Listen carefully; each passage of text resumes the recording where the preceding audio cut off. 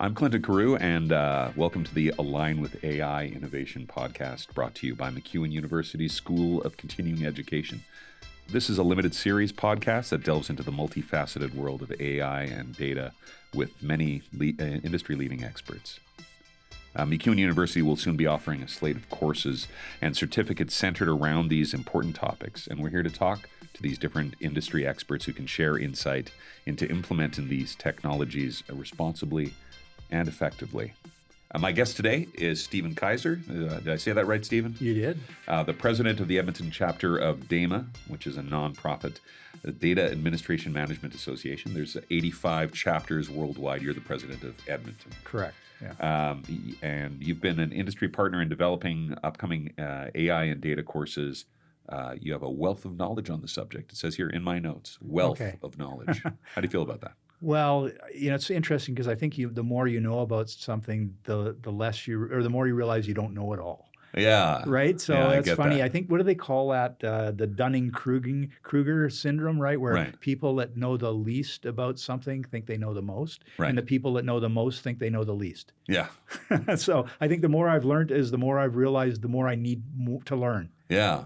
Right. And so I'm continually trying to learn more all the time. Yeah. Like I'm still taking certifications all the time and trying to learn more things. And, there's so much going on in data right now in terms of the different new models. And look at what's happened in generative AI over the last 3 years. It's been an explosion, right? It's phenomenal. And so in order to stay on top of that, you have to be continually reading different blogs and watching different presentations, et cetera. So I subscribe to a number of different AI blogs, and I read white papers from all different vendors constantly, and just to try to stay on top of it. And I'm still not where I'd like to be. So as a person working in analytics, had you been working in AI for quite a while before you came back to Edmonton? I was, yeah. So really when I started off, like the 90s was really about building expert systems, right? Yeah. And then, lately it's really been about the ability to use compute to drive these models even farther, right? Because that was, in the 90s, that was an issue. Like you didn't have the compute to run these neural nets or to build them, right? Yeah.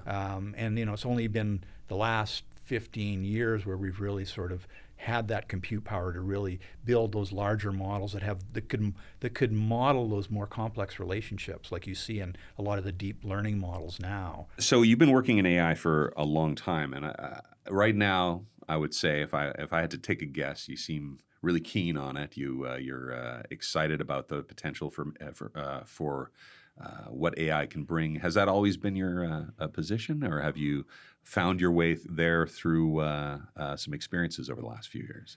Well, so I've always been really interested in data. Like I told you, when I did my MBA and I got involved in operations research and I saw what understanding data could do for organizations, I really decided that that's something that I wanted to do, right? Because I found it really fulfilling and challenging at the same time, right?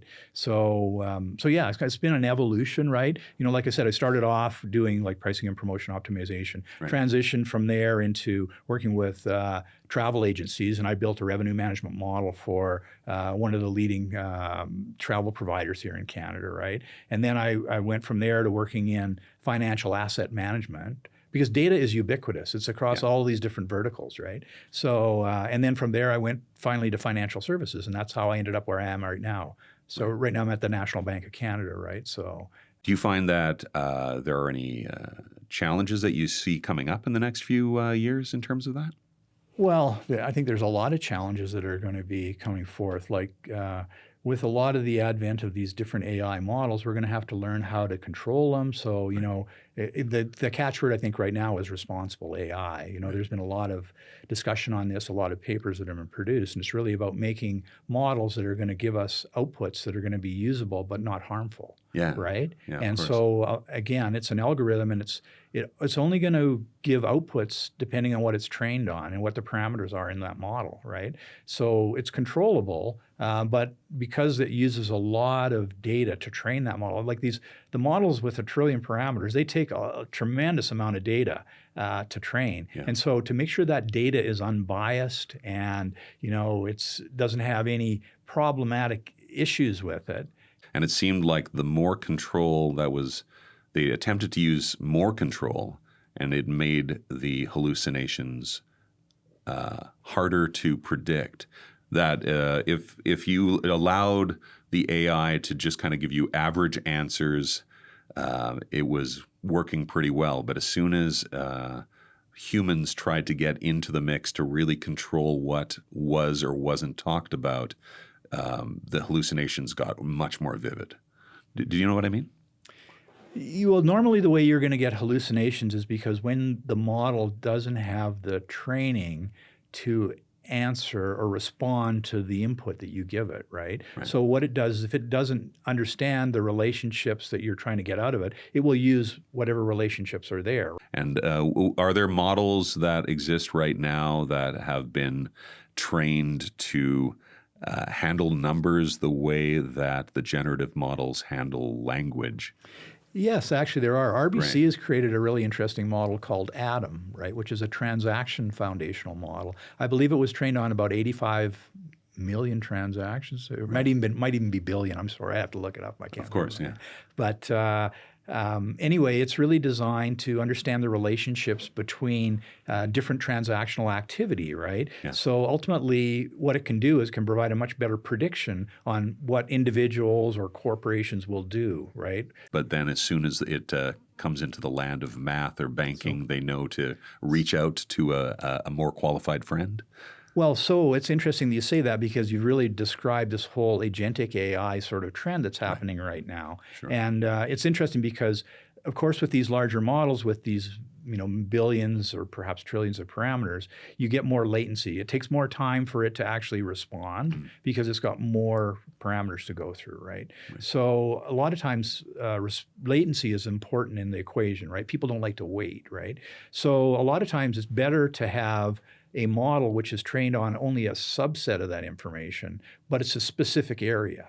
Right. So you may have an agent that does a specific task, and then you may have another agent that does another task. So you may create a sort of an agentic group, right, where you have one agent which is sort of like the orchestrator, which you give it the problem that you want. You say, okay, I want to take a trip to Paris, and I want to stay at mid-class hotels and view and take advantage of all the opportunities to view culture in Paris, but I want to do this and this, right? And you tell it all this information. So this orchestrator would take all that information in, and then it would break it into different chunks, and it would say, okay, it would send certain information to this one agent, which would do the research on, okay, where are the cultural events in Paris that it needs to go? And then it would send some more information to another agent saying, okay, look at what sort of flights are available on these specific dates, right? And then another agent may be responsible for booking your hotels, right? So it's just like when you have a group of friends, you might have one friend you ask what show you should go to, but another one where you'd ask, where are the deals?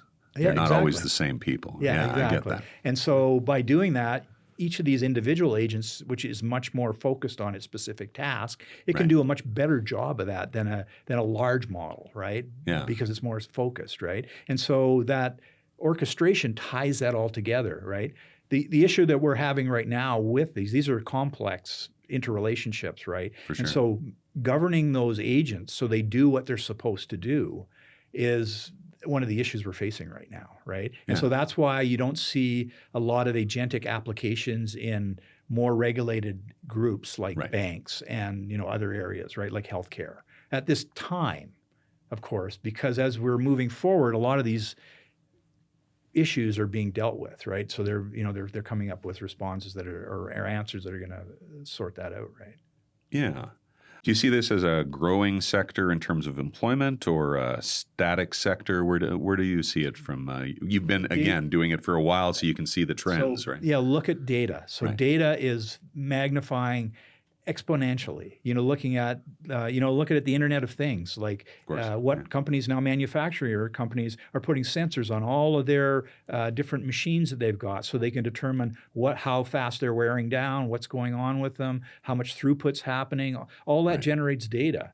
And so all that data can be analyzed, right? So the amount of data is magnifying by an astronomical exponential rate. Right. So that needs practitioners to monitor it, right? We need, and of course, we're going to have AI do a lot of this in the future, but we're going to have people that know AI, that understand how to build those, those models that can be then used to monitor those machines, et cetera. So I see it as a tremendously growing field and an area of great opportunity for the future. Very cool. You talk about data literacy a lot. What should my mother-in-law know about basic data literacy? Well, so just understanding data and its relationships with each other, right? So a lot of times, when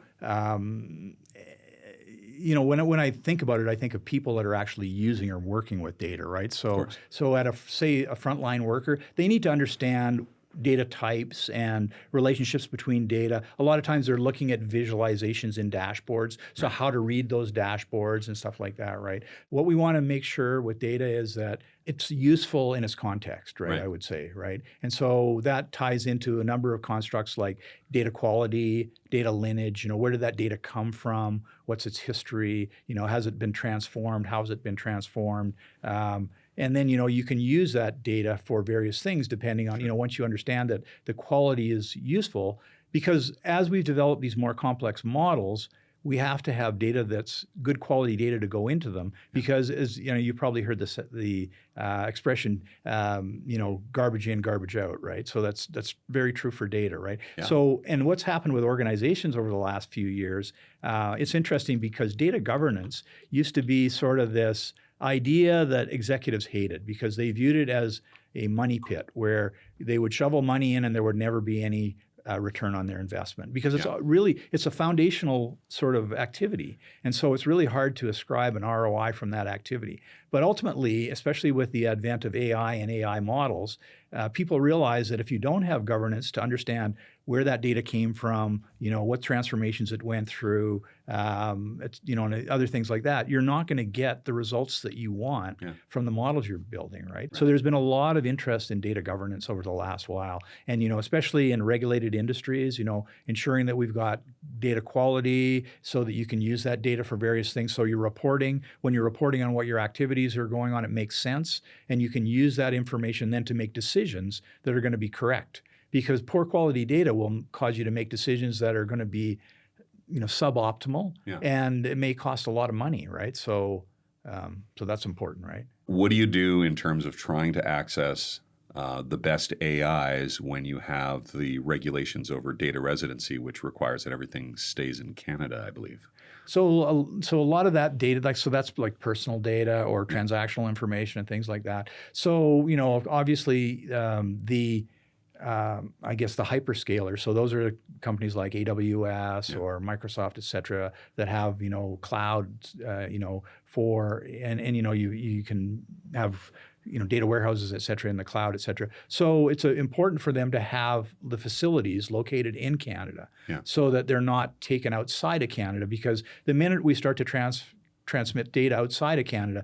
I know when I worked for a credit union before, and one of the things that we had to do, and if any data was transmitted out of Canada, we had to actually get permission from our members for that, right? And so ideally, we don't want to see that, because once we lose control of the data, then we don't know how it's used, right? Right. And are there safeguards in place with most modern AIs that where the data is taken to when you start training? So in some contexts, yes, right? And other ones you have to be careful, right? Of course, right? Yeah. So I know that some of these models, especially the generative AI models, are trained on so much data. They gather the data from everywhere. And I think that's caused some issues now, because there's been a number of lawsuits saying that this data was used without the proper permissions being in place, right? Yeah. So especially data that's scraped off the internet, right? So, and I know there was a lot of images, there was issues with images as well, right? So. Yeah, it's interesting because they use use scraping as well, right? So when you use a generative AI, the things that you feed to the generative AI in order for it to generate things around it now become part of the training of the next part of the AI. And I think that can be a little challenging So sometimes. that can be the case for sure. But one of the things that especially with Microsoft Copilot, when they're using in a regulated organization like National Bank, Right. is that the data that's used for the prompts that go into Copilot stay within the tenant. So Okay. they don't leave the tenant. So that's secure. And that's exactly what has to happen, because Of course. as a regulated industry, we can't allow that data to leave, because we have a responsibility to the data owners, right? Mm-hmm. To make sure that we're good custodians of the data. Yeah. Because otherwise they wouldn't give us their data, right, in the first place. Yeah, absolutely. Do you find that exciting or interesting, or is it frustrating? Where do you sit in the trying to manage all of those different new ways of having to protect your clients? Well, I think you could look at it a number of different ways. Like, of course, from someone who's trying to build models, right, and trying to get outputs that make sense, you could look at that as being frustrating, right? But I think what you have to do is look at it as that's just one of the input constraints that have to be managed properly to generate the outputs that you need, right? Right. So there's some challenges in bringing in AI into a data management system. But I think at this point, we also have to look at it from the perspective of there's going to be probably bigger challenges for organizations that decide not to. Do you know what I mean? Oh, I agree 100%. Like AI is not going away, and it allows for some really great efficiency gains. So if you look, I know there was an article by McKinsey on Agentic AI, and they were talking about how different levels of generative AI can impact businesses. Right. And they were saying, to use AI assistance, which is really what Copilot is, it's more of a general sort of model, you can drive potential productivity gains of 10 to 15%, right? And then if you start to build agents, so an agent which works with that individual on their workflow, the established workflow, that can drive gains of maybe up to 40%, right? Wow. But then if you redesign the workflow so that it's designed for the agents and not the person just becomes the overseer of the agents, right?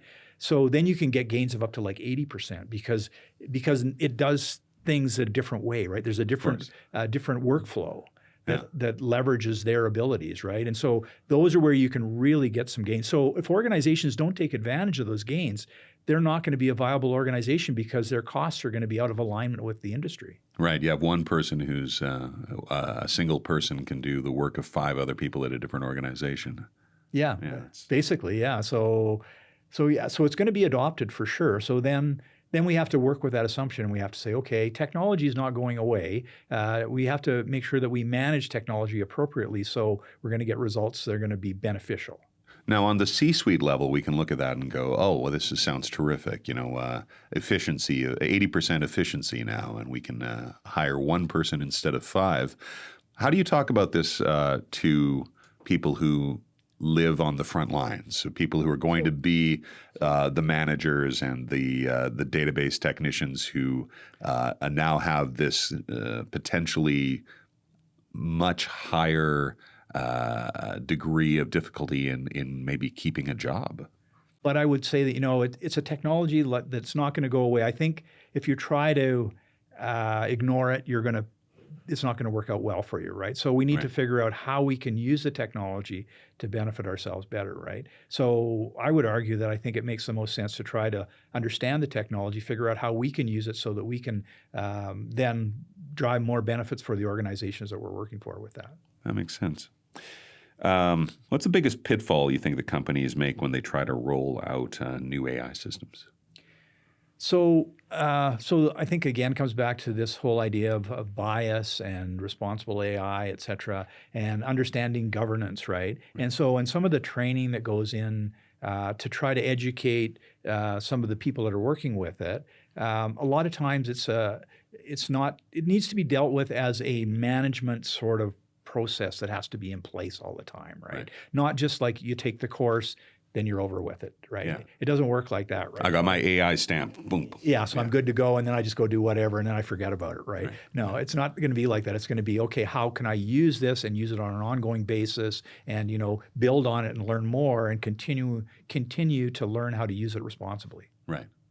So I think understanding AI and building models that are going to be responsible and not cause reputational damage to the organization, right? By either leaking data out or producing outputs that are going to be not beneficial to the organization, right? So one of the issues that came out with using generative AI is how can we ensure that these chatbots don't give false information. They don't what they call hallucinate and provide inaccurate information that people act on, right? Because people will take it as the truth, as they should, because that chatbot is really a company representative. And so if you can't trust the representative for a company, who can you trust, right? Yeah, and legal precedent in Canada right now is that a chatbot is considered to actually be a representative of the company. Yeah, and there's been some interesting, I think Air Canada was subject to an issue with that too, where a chatbot gave different pricing to some customers on some of their tickets because perhaps they knew how to tweak the prompts they were giving it or instructions that they were giving it over the phone, and they got very good deals on airline tickets. And then Air Canada tried to fight that, and they were not successful, right? I know there was another example in the U.S. of someone who went to a dealership who had a chatbot and managed to negotiate a deal for a new vehicle at a ridiculously low price. Wow. Right? And the organization was held liable for that, right? So because they have to be responsible for that output, right? So again, there needs to be proper attribution, I think, and there needs to be proper compensation for people that provide inputs that go into that AI. And that's something I think that we're struggling a little bit with right now because it's so new. So there's an interesting discussion that we're having right now, okay? Because I know that Andrew Ng, who's really considered one of the top proponents and the top, thought leaders in AI, has talked about this, right? And so his perspective, I believe, and this is my perception of his perspective, so it may or may not be accurate, but from what I understand is that he looks at AI as being very similar, like if a person is generating some content, they will, say I want to write a paper on a certain subject. I may go research that subject and read multiple other papers on it, right? And then I digest all that information, and then I use that information to then generate my own output, which is slanted with my own sort of understanding of those different papers, right? And that generates my output, and then I generate that paper, and then that paper's mine, right? So AI does a very similar thing, right? They're just not, it's not a person, it's an algorithm that does that, right? So how do we want to manage that relationship, right? In terms of the data, right? Absolutely. And where does ownership go and where does it end? Right. These are all really difficult questions that we have to come up with, right? Because I think we want to have the capability to have these types of models because they can drive a lot of value in certain areas. But then we have to have controls on them as well so that we understand how they're impacting other individuals that are perhaps creating that data that's going into them, like musicians or painters or even writers, right? So anyone who's creating new content, their content is used, there has to be a way for us to be able to figure out how we can utilize that so it's beneficial for everyone, including them. That makes sense to me. And I understand the angst there from people because, of course, if you see what looks like your work, out there on the internet or something, you're going to go, well, that's my work. Somebody stole it from me. We see that all the time in music right now. Like you look at what some artists are doing. They're claiming that, okay, this other artist stole my idea, right? And they created this song. And so then they sue them. Sometimes they're successful, sometimes they're not, right? And so it depends on how that court views the different context of that issue, right? So I would argue that it's somewhat similar to how AI potentially could use it as well, right? So it depends on how you view AI, right? I think. Yeah, I think it's still very edge, right? Like it's people don't know where it's going yet. There haven't been any hits that people know of that were created through Gen AI, but I think there's a concern that what will happen when I'm not needed anymore, and I think it's one of those kind of it's such a human technology response. You know what I mean? I think it's a natural response, right? Because, and I've actually experienced this throughout my career, right? I remember I created a revenue management model for a travel company, right? And so when I initially brought that out and we were going to deploy it, the revenue management group was not very happy because they all thought that they were going to lose their jobs, right? So that's the natural sort of first response, right? And so then I had to have a number of sessions, so organizational change management, so trying to make them understand that this tool wasn't designed to replace anyone. It was designed to make it easier for them to do their job. So instead of them having to go to 30 different sources and pull information, combine it in a spreadsheet, and then do calculations, et cetera, the tool could do that for them and then allow them to do other things that were more, maybe more cerebral, that required a human to do, and they could do them better and more of them, right? So it allows them to do deeper work instead of broader work. Right, and so a lot of times we'd explain it, we want to get rid of the drudgery. It'll take care, the AI or the model that we build will take care of the real, nasty work that everybody has to do, like go pull this information from 30 different sources and then combine it. That's a lot of work. If you could just enter what you want and then it gives you that information, it saves you all that time. And then you can use that information then to generate something else, like a model or whatever you're working on, right? So imagine you're a business leader and you have been listening to this podcast and you've decided, okay, it's time for me to jump in. What would you recommend to someone as maybe their first step, the dipping the toes in the water of AI, the getting the ball rolling down the hill? Is there a particular approach you'd recommend to a business leader to look into to see where their company and AI might actually come together? So I think what we need to understand is, okay, how can we, leverage data to the best of our ability, right? First of all, figuring out what you'd like to achieve, and then looking at, okay, what sort of tests can we do to see? So whether it's something like an A/B test or an out-of-sample test or something like that. So look at, suppose I want to figure out who's likely to purchase some of my products, right? Okay. So I can build a model, right, that can predict who's likely or what sort of uplift I can get by approaching certain groups. Right. So then have a holdout sample that I would then follow my normal sort of marketing process with, and then I would address this other group build this model, and then I would try to identify who would be the most likely to purchase and then market to them as well, and then compare those two groups. Okay. Right? And so then I could see what sort of value using those types of models would bring to my organization in terms of increased revenue or increased efficiency of my staff. It has to be some sort of business metric that's going to make sense for the organization. I think that's the first thing you have to have in place, right? So find something measurable. Right. Yeah. I think that's a really great advice, because I think a lot of times the way that AI comes to us, it's in a very social science kind of way. And it's really hard to measure necessarily what the effect of a resume created using a generative AI versus a regular resume. So typically what we would do if we have so that you have to have a business issue or a business problem that you're trying to address first. Otherwise, I think you're going to waste your time, right? And you may just build a model that really doesn't achieve anything. So once you have a business issue that you're trying to address, then figure out what sort of data you need to actually address it and come out with a solution, right? Right. And then from there, you can determine if you have the appropriate data. Then you can build a model, right? Yep. And then, with that model, you can generate an output, whether, say, it's a propensity model, which will then basically provide a probability that someone's likely to buy or purchase your product, right? Yeah. So then you can do exactly what I said earlier. You can then take the outputs from that model and then create one marketing bucket where you use those outputs to then market to them, and then have another model that's pick from that same population, which you use your standard marketing techniques with, right? And then you compare the results, right? So how much uplift did I get from either of those two groups, and compare it. And then you can see if that specific model worked and generated any value for you. Yeah, that's great. I think that's a great approach. So you're the DAMA chapter president in Edmonton right now? I am, yes, yeah.